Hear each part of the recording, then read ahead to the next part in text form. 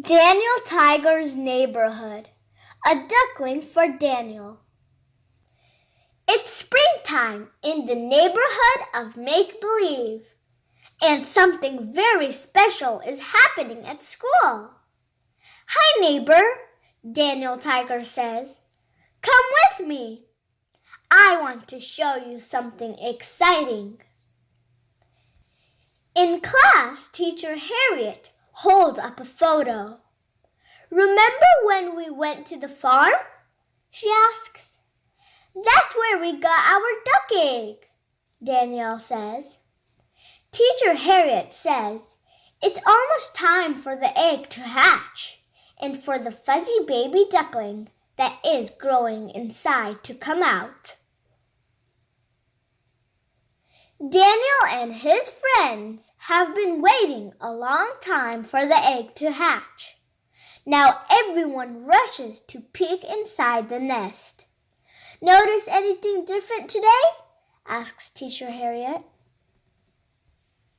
Daniel takes a closer look. He sees a crack in the egg. Miss Elena gasps when she sees it. Who broke our egg? She asks. Odie Owl tells everyone that the crack in the shell means the baby duck is trying to get out. Daniel is so excited. The egg is about to hatch, he shouts. But it is not ready yet, so Daniel has to keep waiting. Daniel is not excited about more waiting. Teacher Harriet knows how to help. When you wait, you can play, sing, or imagine anything, she says. While they wait, Katerina Kitty Cat twirls. Prince Wednesday plays with blocks. And Daniel imagines he is a duck. Quack, quack, waddle, waddle, he says. Suddenly, the egg starts to wiggle and shake. Daniel's eyes widen with excitement.